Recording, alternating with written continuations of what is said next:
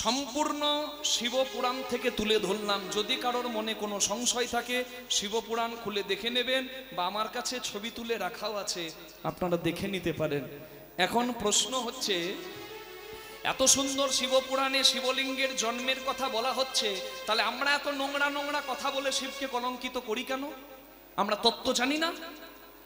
কেউ বলছে হিন্দুরা পুরুষাঙ্গ পূজা করে। হাই রে হিন্দু, ওই বিধর্মীদের বলে দেবেন শিবলিঙ্গের জন্মটা কোথা থেকে। বিস্মাদং বিস্ম বীজম নিখিল ভয়হরম পঞ্চবক্ত্রম ত্রিনেত্রম। কে? বিশ্বের আদি, বিশ্বের বীজ মহাদেব। মায়েরা একটা কাজ করেন, আপনারা সবাই জানেন যে মায়েরা কিন্তু সারাদিন উপবাসী থাকেন। দেখুন তো মা, সারাদিন উপবাসী থাকেন, আর সন্ধেবেলায় শিবের কাছে বাতি দেখিয়ে, প্রদীপ দেখিয়ে, আলো দেখিয়ে তারপরে জলগ্রহণ করেন। কেন? সন্তানের মঙ্গলের জন্য। কি মা ঠিক? নিতাই গৌর হরি হরি হরি বল। এটা মায়েরা করেন, সবাই মায়েরা সবাই এটা করেন।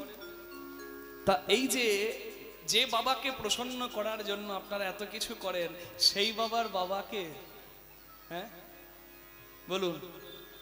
আচ্ছা, শিবপুরাণ আর ভাগবত মহাপুরাণ, একটা হচ্ছে শিব ভক্তের কাছে বেশি গ্রহণযোগ্য শিবপুরাণ, আর একটা হরিভক্ত মানে বিষ্ণু ভক্তের কাছে গ্রহণযোগ্য ভাগবত মহাপুরাণ। আচ্ছা, শিবপুরাণে কি বলা হচ্ছে শুনি। যেদিন সৃষ্টি প্রলয় হয়, আস্তে, যেদিন সৃষ্টি প্রলয় হয়, ব্রহ্মা আর বিষ্ণুর মধ্যে দ্বন্দ্ব হয়, ঝগড়া হয়। তখন ব্রহ্মা আর বিষ্ণুর মাঝে এসে জ্বলন্ত আগ্নেয়গিরির ন্যায়, জ্বলন্ত মানে লোহা গলালে যেমন হয়, সেই দিব্য জ্বলন্ত আগ্নেয়গিরির মতো ব্রহ্মার বিষ্ণুর মাঝে একজন এসে প্রকট হন। হরি বল। এই যিনি প্রকট হন তিনি আর অন্য কেউ নন, শিবপুরাণে বলা হচ্ছে তিনি হচ্ছেন স্বয়ং স্বয়ংভূ, মানে দেবাদিদেব মহাদেব। এবং বিষ্ণু আর ব্রহ্মা প্রথম শিবের পূজা করে পুষ্প দিয়ে। বিশাল তার আকার, ব্রহ্মা বিষ্ণুর মাঝে যিনি এসে উপস্থিত হয়েছেন, এত দীর্ঘ আর এত তার বিশাল রূপ, কতটা উঁচু দেখা যাচ্ছে না, কতটা নিচু দেখা যাচ্ছে না। তার ওই বিশাল দেহটাকে কৃপা করে যোগেশ্বর মহাদেব সংকুচিত করলেন যাতে সবাই পূজা করতে পারে। এবং যে রূপটা ধরলেন সেই রূপটার অন্য কিছু নয়, সেটা হচ্ছে শিবলিঙ্গের রূপ। নিতাই গৌর হরি হরি হরি। আমি যেটা বললাম শিবলিঙ্গের মানে জন্ম কোথা থেকে, সম্পূর্ণ শিবপুরাণ থেকে তুলে ধরলাম। যদি কারোর মনে কোনো সংশয় থাকে শিবপুরাণ খুলে দেখে নেবেন, বা আমার কাছে ছবি তুলে রাখাও আছে, আপনারা দেখে নিতে পারেন। এখন প্রশ্ন হচ্ছে, এত সুন্দর শিবপুরাণে শিবলিঙ্গের জন্মের কথা বলা হচ্ছে, তাহলে আমরা এত নোংরা নোংরা কথা বলে শিবকে কলঙ্কিত করি কেন? আমরা তত্ত্ব জানি না? কেউ বলছে হিন্দুরা পুরুষাঙ্গ পূজা করে। হাই রে হিন্দু, ওই বিধর্মীদের বলে দেবেন শিবলিঙ্গের জন্মটা কোথা থেকে। বিস্মাদং বিস্ম বীজম নিখিল ভয়হরম পঞ্চবক্ত্রম ত্রিনেত্রম। কে? বিশ্বের আদি, বিশ্বের বীজ মহাদেব। এখন কথা হচ্ছে, এই শিবপুরাণে একটা জায়গায় বলা হচ্ছে, মহাদেবকে একজন জিজ্ঞাসা করছেন, হে মহাদেব আপনার বাবাকে? মহাদেব বলে আমার বাবা ব্রহ্মা। তার বাবাকে? বলে বিষ্ণু। তার বাবাকে? বলে তার বাবা আমি। তাহলে বুঝুন, শিব বলছে আমার বাবা ব্রহ্মা, তার বাবা বিষ্ণু, তার বাবা আমি, তার বাবা ব্রহ্মা, তার বাবা বিষ্ণু। আর ঠিক এই তত্ত্বটাই মিলে যায় ভাগবত মহাপুরাণে। আলাদা নয়, একটু বুঝে নিতে হয়। ভাগবত মহাপুরাণে বলা হচ্ছে সৃষ্টিকর্তা ব্রহ্মার ক্রোধ থেকে, ব্রহ্মার ভ্রকুটি থেকে জন্ম নেয় মহাদেব। দেখুন মিলে গেল। তাহলে ব্রহ্মার ভ্রকুটি থেকে যেদিন মহাদেবের জন্ম হলো সেই দিনটা হচ্ছে ফাল্গুন মাসের কৃষ্ণপক্ষের চতুর্দশী তিথি, যেটাকে আপনারা বলেন শিবরাত্রি। তাহলে বলুন, শিবরাত্রি শিবের বিয়ের দিন না জন্মদিন? আগে জন্মদিন পরে বিয়ের দিন। আগে জন্ম হবে তবে তো তার বিয়ে হবে নাকি? তাহলে ওই দিনে ওই তিথিতে জন্ম, ওই তিথিতে বিয়ে। তাহলে ভাগবত মহাপুরাণে বলা হচ্ছে ব্রহ্মার ভ্রকুটি থেকে শিবের জন্ম, আর সেই ব্রহ্মার বাবা বিষ্ণু। তাই শিবপুরাণে ওই যে শিব জানিয়েছিল আমার বাবা ব্রহ্মা, তার বাবা বিষ্ণু, তার বাবা আমি, তার বাবা ব্রহ্মা, তার বাবা বিষ্ণু। মানে বুঝতে পারছেন, কল্প কল্পান্তরে মাহাত্ম্য প্রচার হয়েছে। একজনকে বড় করতে গিয়ে আরেকজনকে ছোট করার অধিকার কারোর নেই। জল ফোটালে বাষ্প, জল জমালে বরফ। আপনি বাষ্পতে দেখবেন নাকি মানে নিরাকারে দেখবেন, নাকি বরফের মতো আকারে দেখবেন মন্দিরে মূর্তিতে, এটা আপনার ভক্তি। আমার মামার বাড়ি বাঁকুড়ায়, আমার বাবার শ্বশুর বাড়ি কোথায় বলুন না মা? হ্যাঁ, মা বলছে বাবা ওদিকে হলো কি, আমরা জয় দিয়ে দিচ্ছি, আর করব না তোমার সঙ্গে কথা। না কোনো চিন্তা নাই, কথা বলুন। মামার বাড়ি বাঁকুড়া, বাবার শ্বশুর বাড়ি বাঁকুড়া, মায়ের বাবার বাড়ি। আর ঘরে ঝগড়া করে তিনজন বেরিয়ে গেলাম, বুঝলেন? আমি গেলাম মামার বাড়ি, মা গেল বাবার বাড়ি, বাবা গেল শ্বশুর বাড়ি। গিয়ে দেখছি ঝগড়া করার মানেই না, এক জায়গায় দাঁড়িয়ে। আমার আরাধ্যকে বড় করতে গিয়ে আপনার আরাধ্যকে ছোট করার অধিকার আমাকে কেউ দেয় নাই। 5টি পদ্ধতি সনাতন হিন্দু শাস্ত্রে ভগবত প্রাপ্তির। একটা গণপত্য গণেশ উপাসনা, একটা সৌর সূর্য উপাসনা, একটা বৈষ্ণব হরি উপাসনা, একটা শাক্ত দেবী উপাসনা, একটা হচ্ছে শৈব শিব উপাসনা। ওই জন্য চৈতন্য চরিতামৃতে বলেছে, তুমি যদি সত্যি কৃষ্ণ প্রেম পেতে চাও তাহলে কি তুমি কালী মন্দির শিব মন্দির যাবে না? কেন যাবে না? সব জায়গায় মাথা নামাবে। সর্বদেব দেবীর দুয়ারে যাও, দুয়ারে যাও, না হও তৎপর। যদি কৃষ্ণ প্রেম নেবার থাকে সর্বত্র মাগিয়া লও কৃষ্ণ প্রেম ভক্তিবর। কি কালীর কাছে গিয়ে বললে হয় না, বৈষ্ণবী মা তুমি আমাকে কৃষ্ণ প্রেম দাও।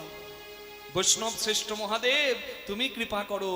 তুমি নাকি বিদ্যাপতি ঠাকুরের কণ্ঠে কৃষ্ণ কীর্তন শোনার জন্য তার ঘরে চাকর হয়ে গিয়েছিলে উগনা, তাহলে তুমি আমায় আশীর্বাদ করো যেন আমার কৃষ্ণ পদে মতি হয়। কি মা? হয়তো চৈতন্য চরিতামৃত আদর্শ, আমরা চৈতন্যের পথ ধরেছি। তিনি বলতেন কৃষ্ণ কৃষ্ণ, আর চৈতন্যেরই ভক্ত মুরারি গুপ্ত বলতেন রাম রাম। কোনোদিন মহাপ্রভু বলে নাই যে আমি কৃষ্ণ বলছি তুমি রাম কেন বলবে, তুমিও কৃষ্ণ বলো না। তোমার রাম বললে যদি ভক্তি আসে তুমি রাম বলবে, তোমার কৃষ্ণ বললে ভক্তি আসলে কৃষ্ণ বলবে, তোমার শিব বললে ভক্তি আসলে তুমি শিবই বলবে। ভক্তি যার ভগবান তার। নিতাই গৌর প্রেমানন্দে হরি হরি হরি বল। রাধে। চাঁদকে বলে সবাই মামা, চাঁদের পুত্রকে। চাঁদের পুত্র বলুন, চাঁদের পুত্রের নাম বরচস। চাঁদের পুত্র যে বা তার মামা হলো কে? তাহলে মামাকে ভগবান শ্রীকৃষ্ণ লীলা কারণে এসেছেন কুরুক্ষেত্রের মাঠে। কে? আসার আগে ভগবান স্বর্গের দেবতাদের জানিয়েছিলেন যে দেবপুত্ররা যাবে ধর্মের সাথী হতে, মানে আমার সঙ্গে। হ্যাঁ, পবন পুত্র হবে ভীম, ইন্দ্রপুত্র হবে বলুন অর্জুন, ধর্মপুত্র হবে যুধিষ্ঠির, অশ্বিনী কুমারদ্বয়ের পুত্র হবে নকুল সহদেব। আর চাঁদকে বলে চন্দ্রদেব। তোমার অবতার মানে চাঁদের পুত্র ছিল একবারে চাঁদের মতো। তোমার অবতার মানে তোমার পুত্র বরচস যাবে অভিমন্যু রূপে। তাহলে চাঁদের অবতার চন্দ্রপুত্র বরচস, সে যদি অভিমন্যু হয় তাহলে বলুন অভিমন্যুর মামাকে বলুন কৃষ্ণ ভগবান কি জয়।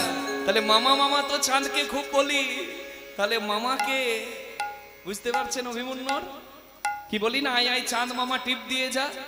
কি চন্দা মামা, মান্না বাবুর বিখ্যাত গান। ও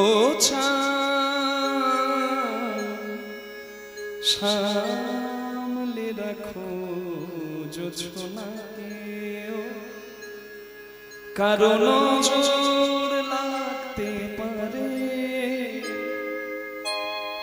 কারণ জোর লাগতে পারে,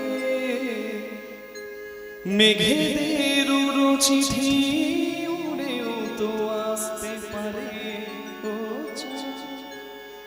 রাগ চারুকেশী পাসানি সাধামা পাগা রে গামা পাগামা রে সা সা নি সা গা গামা পাসানি সা পামা নি পামা গা ধামা পাধা সা সা সা সা গামা রে রে সা সা গা মা রে রে সা ধা ধা নি সা ধা সা নি ধা পা পা সা নি সা ধা মা পা গা রে গা মা পা গা মা রে সা সা সা ধা নি সা গা গা মা গা মা পা সা নি সা ধা পা মা নি পা মা গা ও সামলে রাখো জোছনা। আচ্ছা না প্রিয়, তাহলে বলুন ভগবান শ্রীকৃষ্ণ চন্দ্র কি জয়, ভগবান শ্রীকৃষ্ণ চন্দ্র কি জয়। অসভ্য, অভদ্র, না আছে ভদ্র সমাজে বসার মতো বোধ, না আছে জ্ঞান, না আছে বুদ্ধি, দেখলে কারোর ভালো লাগবে না। না না এইখানে নয়, ওইখানে 3 নম্বর আসনে যে বসে আছে তার নাম হচ্ছে মহাদেব। আর তাকে এত বড় বড় কথাগুলো বলছে কে? শ্মশানে মশানে ঘুরে বেড়ায়, ভূত প্রেতে সঙ্গ করে, আমাকে দেখে উঠে দাঁড়ালো না, নমস্কার করলো না, এখনো বসে আছে। মহাদেবকে এত নিন্দা করছেন যিনি, তিনি আর অন্য কেউ নন, মহাদেবেরই শ্বশুর মশাই, নাম তার অহংকারী দক্ষ রাজা। মনে রাখবেন, শিব হচ্ছে বৈষ্ণব শ্রেষ্ঠ, আর বৈষ্ণব অপরাধ স্বয়ং ভগবানও মেনে নেবেন না। চাপাল গোপাল অপরাধ করেছিল, কাশীতে বাবা বিশ্বনাথ ফিরিয়ে দিয়েছিল।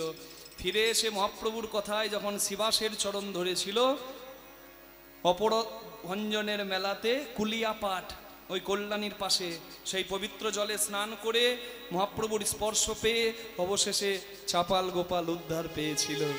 কি? তার মানে বৈষ্ণব অপরাধ করলো, শিব নিন্দা করলো। শিব মানে মঙ্গল, আর কোন যোগকে যদি শিবের নিন্দা হয়, বৈষ্ণবের নিন্দা হয়, বলুন তাহলে তার পতন নিশ্চিত। ভোলানাথ দ্বন্দ্ব করবেন না, তিনি তো তত্ত্ব জানেন। শ্বশুরের সঙ্গে কি ঝগড়া করবো, আরে ঘরের ব্যাপার। সে বলল বলুক, ভোলানাথ মাথাটা নামিয়ে বেরিয়ে গেলেন। শিবের যারা ভক্ত তারা দ্বন্দ্বে লেগে গিয়েছিল, কিন্তু ভোলানাথ বেরিয়ে চলে গেলেন মাথা নামিয়ে। তিনি তত্ত্ব জানেন যে ঝগড়া যেখানে হয় সেখানে বৈষ্ণব থাকে না, যেখানে নিন্দা হয় সমালোচনা হয় সেখানে বৈষ্ণব থাকে না। মাথা নামিয়ে শিব চলে গেল কৈলাসে, আর বসে কৈলাস পর্বতে অতি আনন্দেতে, কৈলাস পর্বতে অতি আনন্দেতে বসে আছে ভব ভোলা। কৈলাস পর্বতে অতি আনন্দেতে বসে আছে ভব ভোলা।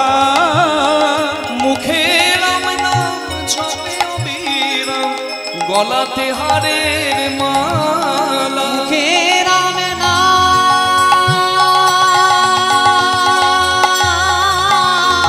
জপে অবিরাম, গলাতে হারের মালা। সদাই রাম রাম রাম বলে, সদাই রাম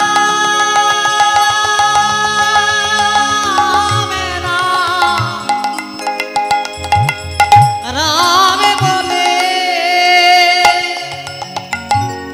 ও তার বুক ভেসে যায় নয়ন চলে, সদাই রাম রাম রাম বলে। ও তার বুক ভেসে যায় নয়নের জলে, হরি হরি হরি বুক ভেসে যায় নয়ন জলে, হরি হরি হরি বলে। বুক ভেসে যায় নয়ন জলে, হরি হরি হরি বলে। বুক ভেসে যায় নয়ন জলে, হরি হরি হরি বলে। সদাই রাম রাম রাম বলে, মুখে রাম নাম জপে অবিরাম, গলাতে হারের মালা। না না না, এই অনেক নিন্দা শুনেছি, মন খারাপ হয়েছে, মন একটু ভালো করতে হবে। হরিনাম কোথায় হচ্ছে? শিব খুঁজে বেড়াচ্ছে। শুনতে পেল অগস্ত্য মুনির আশ্রমে মহারাষ্ট্রে হরিনাম হচ্ছে। শিব বিষপৃষ্ঠে চড়ে হরিনাম শুনতে যাচ্ছে। বাবা শিব নাম এত ভালোবাসে, ওই জন্য শ্মশানে যখন মরা নিয়ে যায় মুখে বলে না, বলো হরি হরি রাম নাম সত্য হ্যায়। শিব বসে বসে ওখানে শুনে। শ্মশানে থাকলে আর কিছু হোক না হোক অহংকারটা চূর্ণ হয়, আর হরিরাম নাম নাম সব সময় শোনা হয়। নিতাই গৌর হরি হরি হরি হরি হরি বল। শিব যাচ্ছে হরিনাম শুনতে, আর এদিকে মা সতী বলছে প্রভু কোথায় যাবে? বলে হরিনাম শুনতে। বলে আমিও তোমার সঙ্গে যাব, আমিও তোমার সঙ্গে যাব। আচ্ছা মা বলুন, আমার সতী ভালো তো? হ্যাঁ, সতী কি এত কালো হয়? হরি বল। তুমি যাবে? আর ওই রকম খুঁটি হেলান দিয়ে মাঝে মাঝে ঘুমাবে নাকি?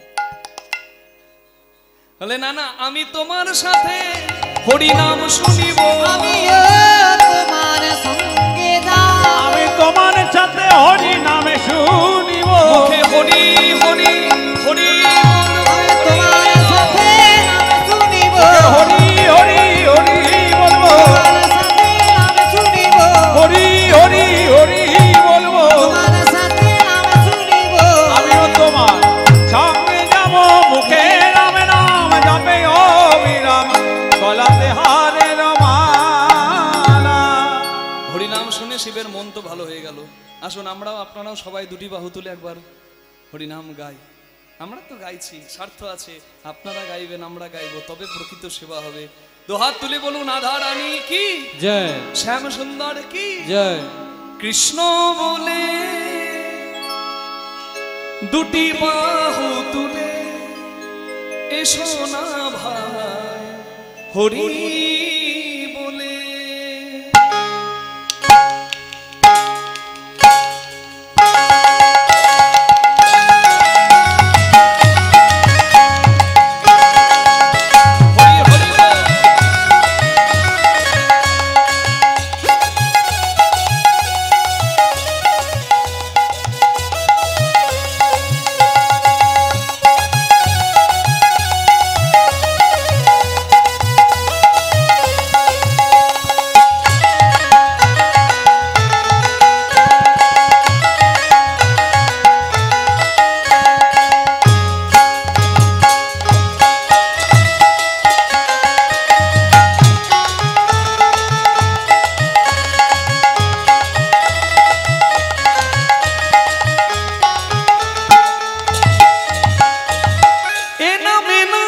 কোনো ভাবনা, এ নামে নাই কোনো চিন্তা, এই নামে নাই কোনো ভাবিনা, এই নামে নাই কোনো চিন্তা। ও এ নামে নাই কোনো ভাবনা, এ নামে নাই কোনো চিন্তা। বদন ভরে এই নামে গাও, বদন ভরে এই নামে গায়, বলো না কৃষ্ণ কৃষ্ণ না, কৃষ্ণ বলে হরি হরি বাহু তুলে এসো না ভাই হরি বলে। কৃষ্ণ বলে বাহু তুলে এসো না ভাই হরি বলে।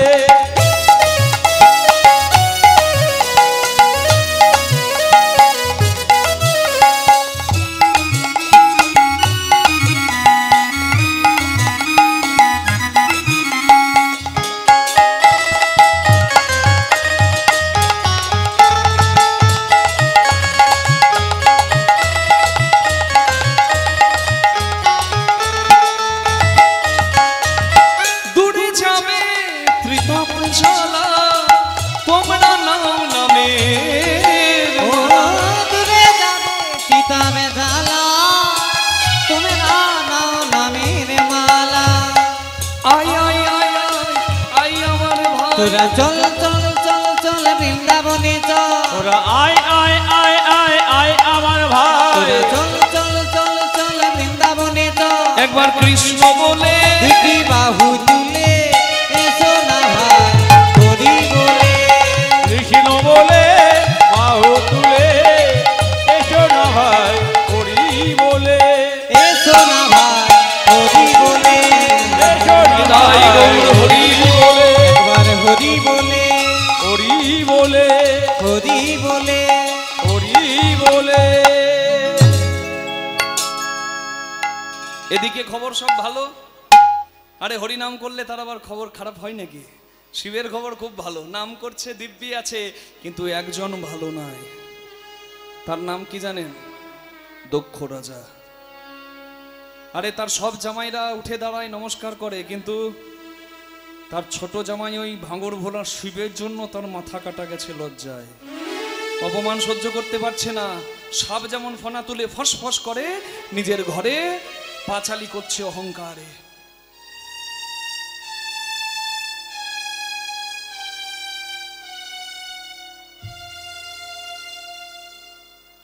আগুনটা জ্বলছে, ঘি দেওয়ার জন্য একজন তৈরি থাকে, জানেন তো তার নাম?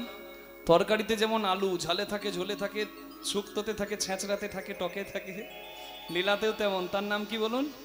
নারদ। এসে গেছে। হরে মুরারে মধু কৈট ভারে গোপাল গোবিন্দ মুকুন্দ সৌরি নারায়ণ পরা বেদা নারায়ণ পরা নারায়ণ পরা মুক্তি নারায়ণ পরা গতি নারায়ণ পরা বেদা নারায়ণ পরাতে পরা নারায়ণ পরা গতি নারায়ণ পরা মুক্তি নারায়ণ পরা বেদা নারায়ণ পরাৎ পরা নারায়ণ পরা মুক্তি নারায়ণ পরা গতি।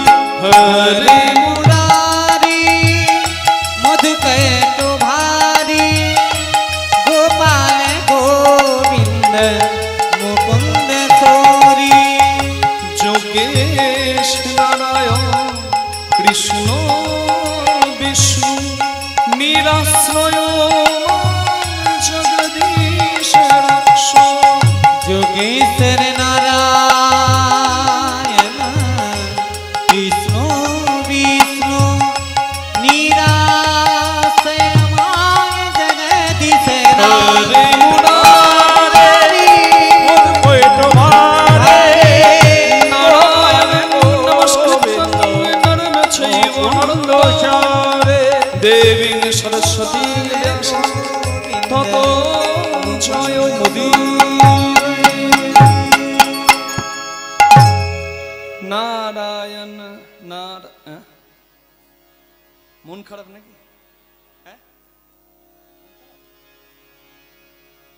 মন না, এখানে নয়, ওইখানে। নারদমুনি গিয়ে বলছে মন খারাপ মনে হচ্ছে। দক্ষ রাজা বলছে মন খারাপ নয়, প্রতিশোধের আগুন।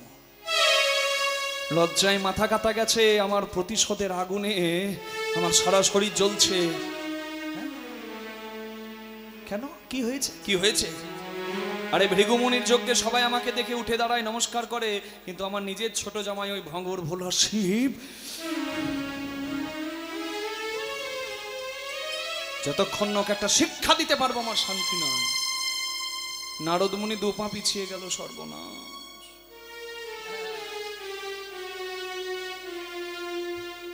যিনি প্রকৃত বৈষ্ণব হন, ভক্ত হন, তিনি দেখবেন অহংকারীর বাড়ির অন্ন তো দূরের কথা, জল গ্রহণ করেন না। দুর্যোধন হাজার ব্যঞ্জন সাজিয়ে ভগবানকে ডেকেছিল তো, ভগবান গিয়েছিল কি? যায়নি।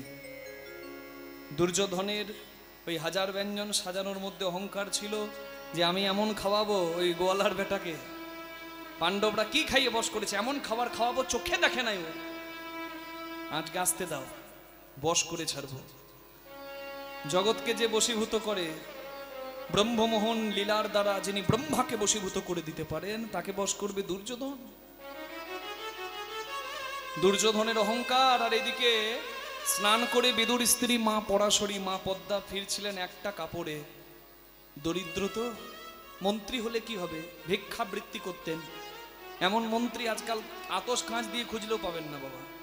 মন্ত্রীর যে কুড়ে ঘরে বাস আর ভিক্ষাবৃত্তি হয় কর্ম, এটা আপনি এখনকার দিনের মন্ত্রীদের সঙ্গে মেলাতে পারবেন না। তবে মন্ত্রী ছিল, যে মন্ত্রীর নাম হস্তিনাপুরের রাজমন্ত্রী বিদুর, দাসীপুত্র বিদুর।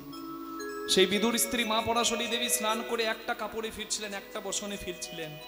কোনো রকমে নিম্নাঙ্গের ঊর্ধ্বাঙ্গের লজ্জাটা ঢেকে স্নান করে ঘরে যাচ্ছে।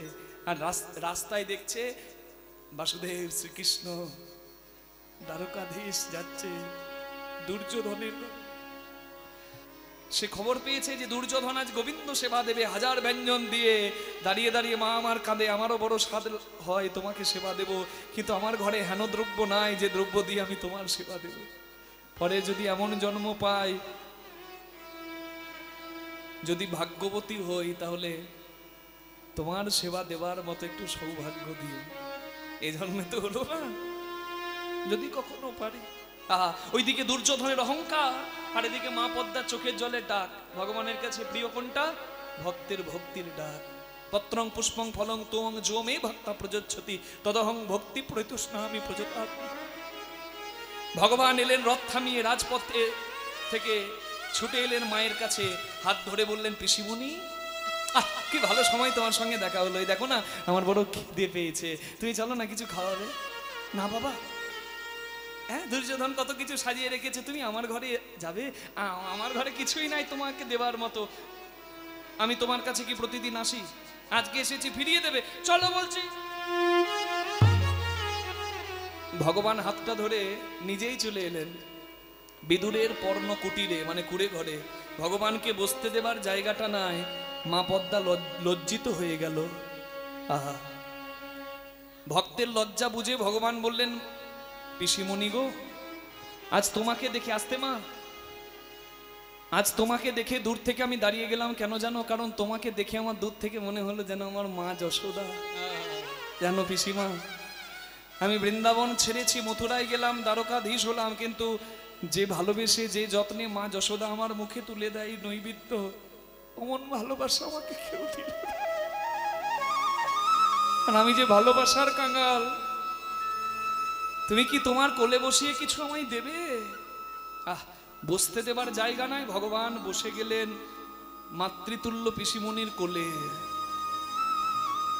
ভগবান ঘামছে, ভগবানের ঘাম দেখে মনেই নাই মায়ের যে লজ্জাটা রাখতে হবে না, ঊর্ধ্বাঙ্গের বসনটা নিয়ে ভগবানকে পাখা করছেন, লজ্জাটা গোবিন্দ চরণে সঁপে দিলেন।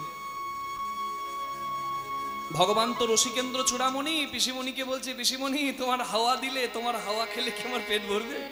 বাতাস খেয়ে পেট ভরে? দাও না, কি আছে, বড় খিদে পেয়েছে তো। দেখছে এক ছক কলা, পাকা রম্ভা কদলি, কলাটা হাতে তুলে নিয়ে কলার খোসা ছাড়াচ্ছে মা, আর কলার খোসা ছাড়াচ্ছে আর কাঁদছে।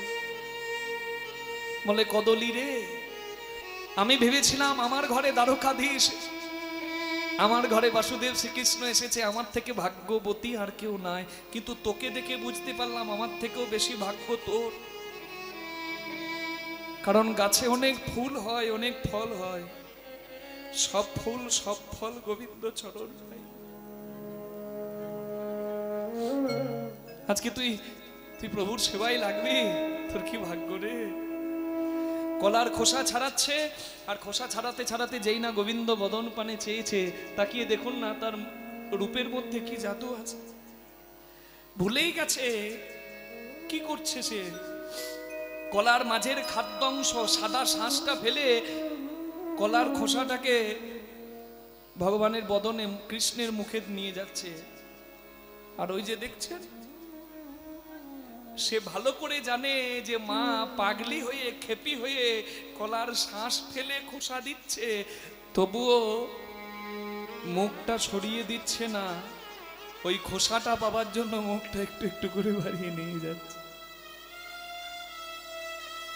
এদিকে কম্পিত হস্তে মা বলে, দ্বারকাধীশ, আমি জানি হাজার হাজার দাস দাসী তোমার নিত্য সেবার জন্য থাকে, জগতে কত রাজা ধীরাজ তোমার সেবা করার জন্য লালায়িত থাকে, হাজার ব্যঞ্জন তুমি স্বর্ণ সিংহাসনে বসে প্রতিদিন সেবা করার জন্য পাও। জানি না কি ভাগ্য করেছিলাম আমি, আমার ঘরে তুমি এসেছো। আমার ঘরে তো হেন দ্রব্য নাই যা তোমার সেবায় লাগে। তবে শুনেছি কালী ও নাগের কাছে যেদিন তুমি গিয়েছিলে, কালী ও নাগ নাকি তোমাকে বিষ ঢেলেছিল। আর তুমি এমন দয়াল, কালী ও নাগের বিষকে নাকি অমৃত রূপে গ্রহণ করেছিলে। আমাকে তুমি যা দিয়েছো আমি তো তাই দেব, আমি তো অমৃত দিতে পারবো না। আমার যা আছে তাই দিলাম, একবার খাও হে আমার প্রাণের ঠাকুর গোবিন্দ হে।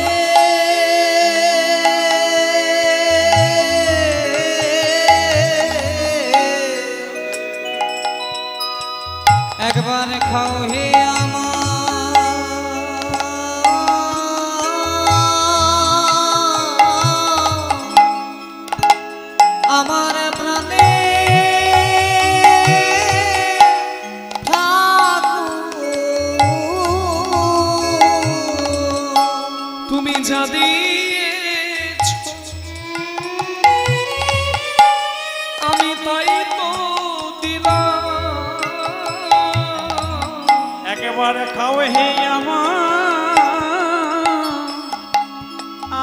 প্রাণের ঠাকুর।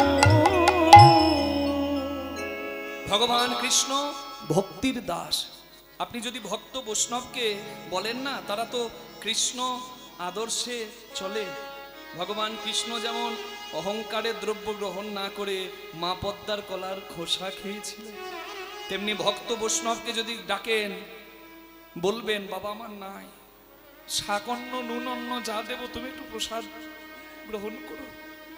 বৈষ্ণব আপনার ঘরে সেবা করবে। কিন্তু ওই অনাচারী পাপাচারী অহংকারী মানুষ যদি হাজার হাজার ব্যঞ্জন সাজিয়ে রাজভোগ সেবা করার জন্য ডাকে, ভক্ত বৈষ্ণব তার দ্বারে যাবে না। হরি বল। যে অন্ন খেলে অহংকার বাড়ে সে অন্ন গ্রহণ করবে না। ভীষ্ম যখন সরসজ্জায় শুয়ে আছে, অর্জুনকে জ্ঞান দিচ্ছে, পাশে দ্রৌপদী হাসছে। দুর্যোধন যুধিষ্ঠির বলছে, দেবী তুমি হাসছো কেন? মানে হাসবো না? একটা রজস্বলা নারী, তার বস্ত্র হরণ হচ্ছে, কুলের লাজ হয় কুলবতী, সেই কুলবতী নারী লজ্জা কেড়ে নেওয়া হচ্ছে, বস্ত্র হরণ হচ্ছে আমার। সেদিন আমি চরণ ধরেছিলাম, বলেছিলাম দোহাই ধর্মের মান রাখুন। সেদিন তার ধর্মজ্ঞান ছিল না, আজকে তার মুখে ধর্ম কথা কেন? ভীষ্ম বললেন, তুমি ঠিক বলেছ মা, সেদিন আমার রক্তটা বোধহয় বদ রক্ত হয়েছিল, কারণ আমি দুর্যোধনের মতো অহংকারীর রক্তে অহংকারীর অন্নে প্রতিপালিত ছিলাম, তাই আমার জ্ঞান বুদ্ধি লোপ পেয়েছিল। আজকে আমাকে সর্বিত্ত করে দেহের বদ রক্তগুলো অর্জুন বের করে দিচ্ছে, আর তাই বোধহয় আমি সৎ জ্ঞান দিতে পারছি না। তাই গৌর হরি হরি। নারদ মুনি মনে মনে করলেন, যে অহংকারীর ঘরে এলাম, জামাই প্রণাম করেনি বলে শ্বশুরের এত রাগ, জামাইকে দেখে সারবো। এমন শ্বশুর যেন বাবার কালে কারোর ভাগ্যে না জোটে গো। নারদ মুনি বললেন, আমি তো যাব, এর ঘরে তো বেশিক্ষণ থাকবো না, তবে যাওয়ার আগে আমি আগুনটাতে ঘি ঢেলে দিয়ে যাই, আমার যা কাজ আমি করে যাই। নারদ বললেন, শুনুন, একটা কাজ করুন, আপনিও যজ্ঞ করুন, আপনি সবাইকে ডাকুন, আপনার জামাইকে বাদ দিয়ে দিন, হয়ে গেল হিসাব বরাবর। বাহ, একদম ঠিক। আমি করব দক্ষ যজ্ঞ, সবাইকে ডাকবো, কিন্তু আমার ওই ছোট জামাই ভাঙর ভোলা শিব, তাকে আমি শিক্ষা দেব, সে বাদ, তার স্ত্রী সতী সেও বাদ। নিমন্ত্রণ পত্র লিখে দিলেন, আবার সেই পত্র নিমন্ত্রণের দায়িত্ব পড়লো নারদের ওপর। ত্রিভুবনে সব জায়গায় নারদ মুনি পত্র দিলেন, শ্রীহরি শ্রীহরি বলি ছুটিতে লাগিল, ছুটিতে লাগিল, শ্রীহরি শ্রীহরি বলি ছুটিতে লাগিল, ছুটিতে লাগিল।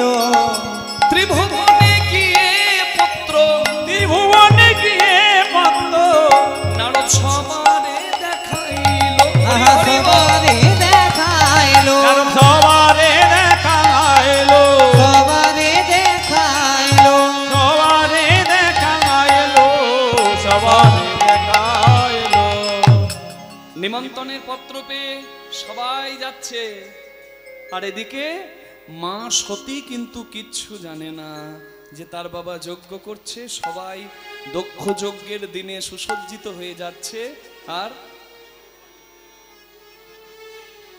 মা ফুল তুলছে, হ্যাঁ, শিবের গলায় দেবে বলে। সুরে ও বাণী মালা দিয়ে তুমি আমারে ছুঁইয়া ছিলে, সুরের বাণী মালা দিয়ে তুমি আমারে ছুঁইয়াছিলে, সুরে ও বাণীর মালা দিয়ে তুমি আমারে ছুঁইয়াছিলে, সুরের বাণী মালা দিয়ে তুমি আমারে ছুঁইয়াছিলে, অনুরাগ কুম দিলে দেহে মনে, বুকে প্রেম কেন নাহি দিলে, আমারে ছুঁইয়াছিলে, সুরের বাণী মালা দিয়ে তুমি আমারে ছুঁইয়াছিলে, আমারে ছুঁইয়াছিলে। জড়ায় ধরিয়া কেন ফিরে গেলে বলো কোন অভিমানে কেন যাবে না আর সে মাধুরী রসয়ানন্দ প্রাণে রসয়ানন্দ প্রাণে তোমারে না বুঝেছিল আমি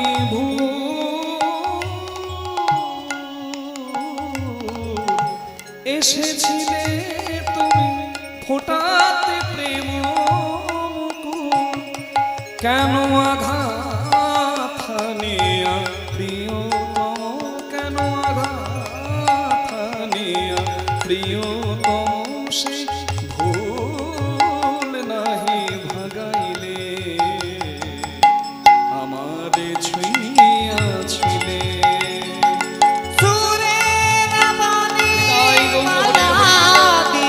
তুমি আমারে ছুঁইয়াছিলে আমারে ছুঁইয়াছিলে আমারে ছুঁইয়াছিলে এই সতী এই যাবি না মা সতী বলে কোথায়? আরে বাবা যজ্ঞ করছে, দক্ষ যজ্ঞ, সবাই যাচ্ছে, তুই যাবি না? ও তোকে বোধহয় নিমন্ত্রণ করে না। মা সতী আকাশ থেকে পড়ছে, না না না না আমাকে নিমন্ত্রণ করবে না, তাই আবার হয় নাকি? আমার বাবার আনন্দের দিন, বাবা যজ্ঞ করছে, আমার স্বামী তো আলা ভোলা, সে হয়তো আমাকে বলতে ভুলে গেছে। তোমরা যাও, আমি আসছি। তাড়াতাড়ি করে ফুল তুলে মালা গেথে সেই মালা হৃদয়ে জড়িয়ে ধরেছিল, সেই মালা গিয়ে শিবের গলায় পরিয়ে দিল।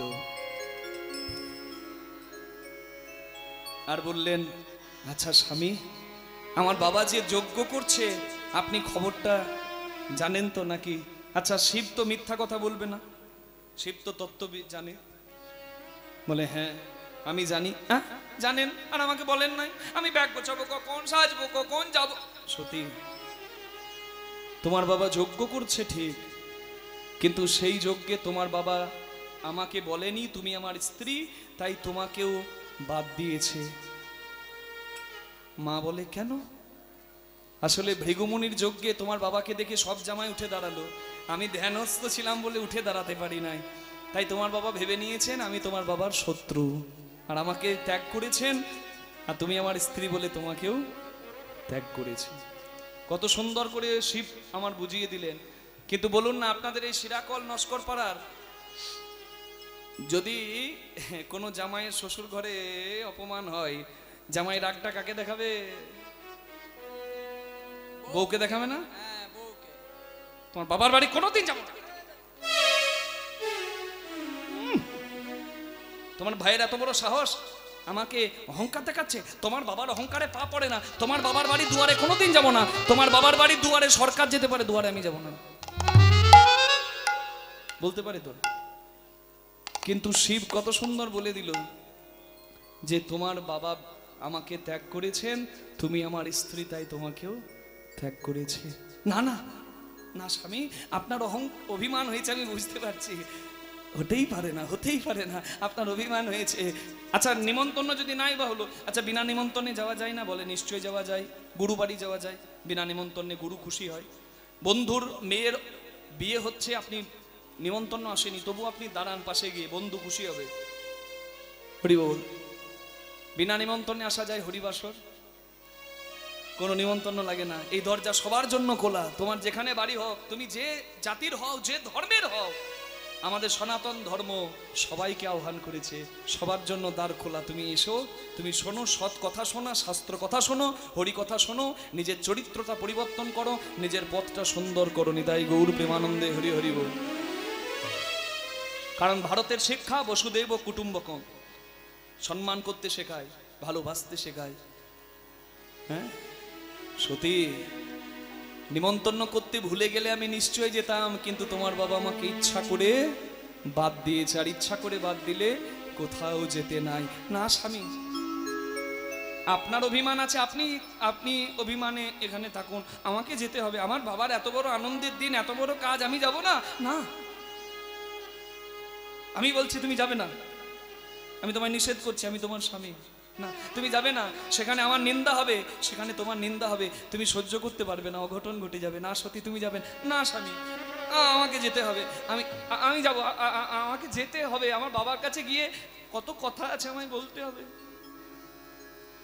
বাবা বলছে নন্দী ভৃঙ্গিকে তোরা যা, দেখিস যেন কোনো বিপদ না হয়ে যায়। মা চলে যাচ্ছে, মোটা সিঁথিতে সিঁদুর, চরণে আলতা, লালপাড় সাদা শাড়ি, কোনো গয়না নাই, দামি কোনো বেনারসি নাই, তবুও যেন মা কত সুন্দর।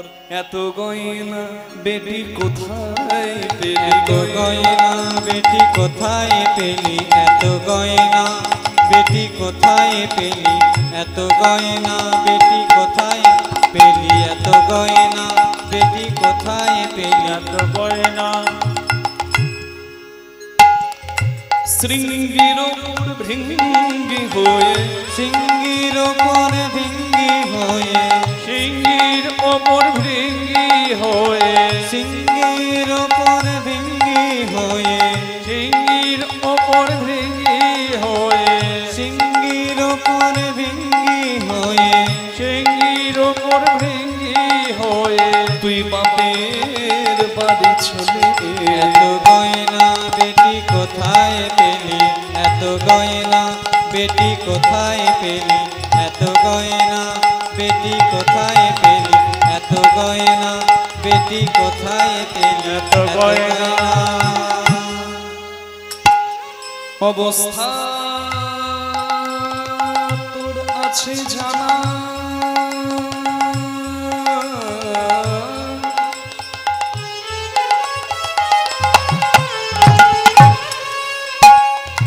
ভাতের ওপর নুন জোটে না, তবে কেন নবাবিয়ানা, বল তবে কেন নবাবিয়ানা, তবে কেন, তবে কেন, তবে কেন নবাবিয়ানা পুরে বেনারসি ছেড়ে। এত গয়না বেটি কোথায় পেলি, এত গয়না বেটি কোথায় পেলি, এত গয়না বেটি কোথায় পেলি,